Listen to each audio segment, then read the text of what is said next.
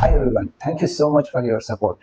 ఇవాళ మనం నెట్ఫ్లిక్స్ ఎలా అవుట్గ్రో అయ్యి బ్లాక్ బస్టర్ అనే ఒక డివిడి బేస్డ్ కంపెనీని ఎలా ఓవర్కమ్ చేసిందో ఇవాళ మనం చూద్దాం.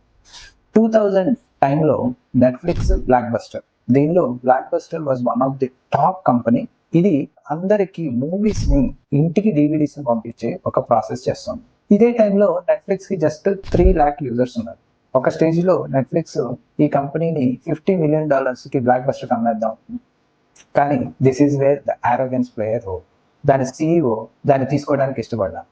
తర్వాత నెట్ఫ్లిక్స్ ఏం చేసిందంటే బ్లాక్ బస్టర్ తో కంపీట్ చేసే కన్నా జనాలకి ఏం మిస్ అయింది అంటే block buster was charging late fee.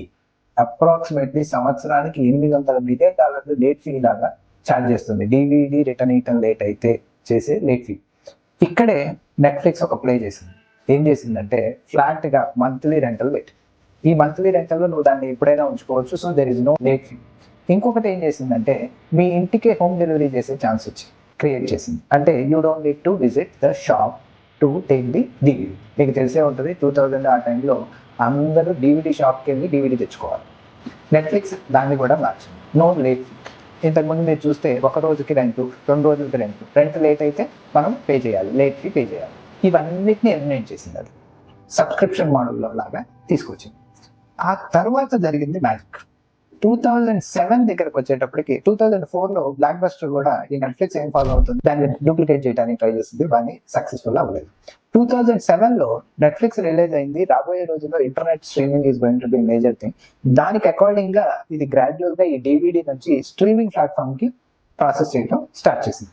ఇదే టైంలో 2010కి వచ్చేటప్పటికి ఈ షాప్లు, దాని రెంట్లు, దాన్ని మేనేజ్ చేయడం ఇది కష్టం అయిపోయి బ్లాక్ బస్టర్ బ్యాంక్రప్సీకి తీసేసింది.